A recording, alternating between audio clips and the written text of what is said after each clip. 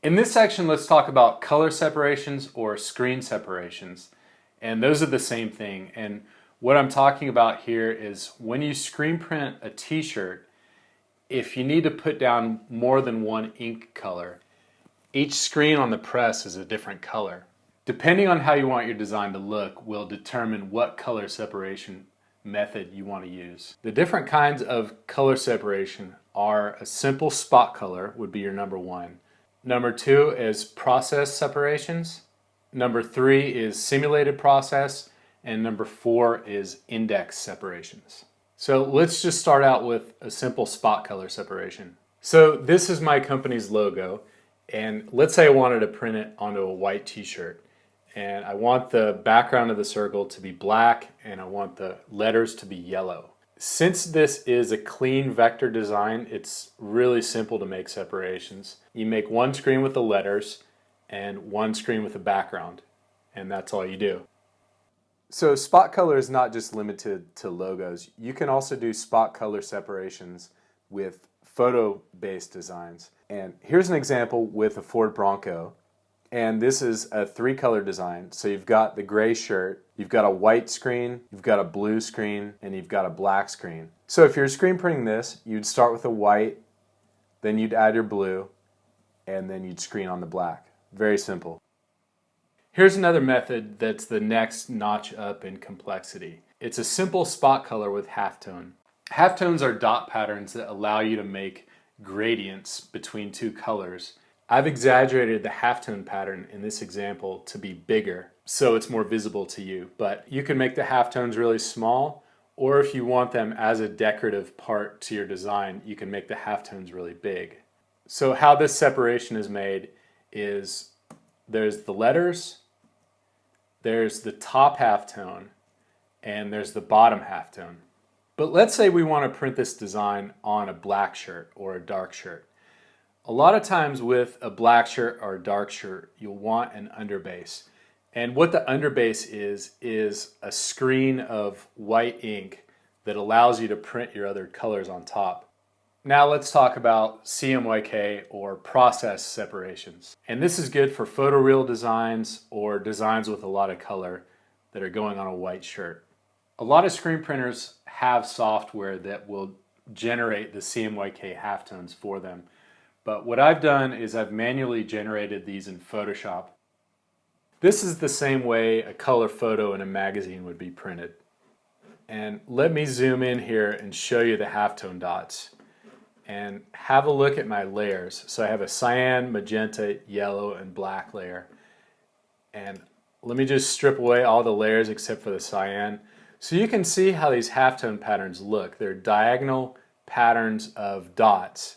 And I've got a cyan, I've got a magenta, I've got a yellow, and I've got a black. So when you layer all these up, it creates your image. And the more you zoom in, the less it looks like a photo, but the more you zoom out, the more it looks like a photo. So if this were printed on a shirt, you really wouldn't see those dots so much. The thing about these CMYK designs is they all have halftones, and you're relying on the transparency of the ink colors to create in-between colors. So you'll see some green in here, and all that is a mix of the cyan and the yellow. Since we're creating this image from the transparency of how the cyan, yellow, magenta, and black are interacting, if you change one of those colors, let's say you're on the screen printing press and you change that cyan, that blue to an orange, you might think, oh, it's just going to change the color of the sky. But actually what happens in a CMYK image is if you were to change that cyan to a bright orange, it would affect the whole picture because all of those cyan halftones are now orange, so it affects the whole image. Simulated process is very similar to CMYK, but it's for printing onto dark shirts, and you're not necessarily using cyan, yellow, magenta, and black. This is a vintage Harley-Davidson graphic that is simulated process. So you'll see there's white in the eagle head, there's blue in the feathers, there's a couple different oranges in the beak, and if you look really close, you can see those halftone dots in the design. And notice how the black in the feathers here that's the black of the t-shirt color, and it's showing through. When you're designing, it's always good to let the t-shirt color come into your design. That way you're saving a color and you're also making a nicer, softer shirt that's just not all 100% ink. It's good to have some of that fabric color showing through. The last kind of separations we have are called index separations. Index separations are also very good for photographic images, but they're a little different, and I'll show you how they work. This is a regular photograph, it's a JPEG.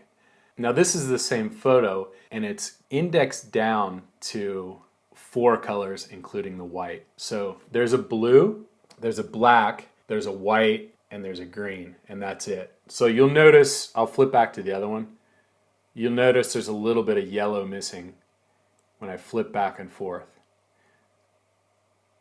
I have another version where it's indexed down to 5 colors, so now that yellow is added in. And it's fairly close to the original.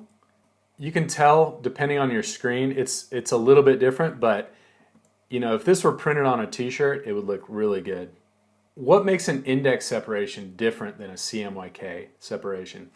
First of all, an index separation you can print on any color shirt. So it doesn't matter if it's white or black or blue or anywhere in between. The other thing, I've zoomed in on the palm leaf very close, and you'll notice that there are pixels in here, but there aren't halftone dots like there were in the CMYK image. So in the indexed image, these are more random pixels as opposed to spaced halftone dots in the CMYK. Another thing that makes index separations different than CMYK is that, let's say I take this blue and change it to orange, it just changes the sky. So those ink colors aren't as interrelated on this kind of design. And just to go further, I can change the palms to blue. Again, it doesn't mess up the image, it just changes the colors of where it was green to blue now. And let's say I wanted to make the clouds yellow, I can do that too. And here's what it looks like if I change that black screen to a dark royal blue.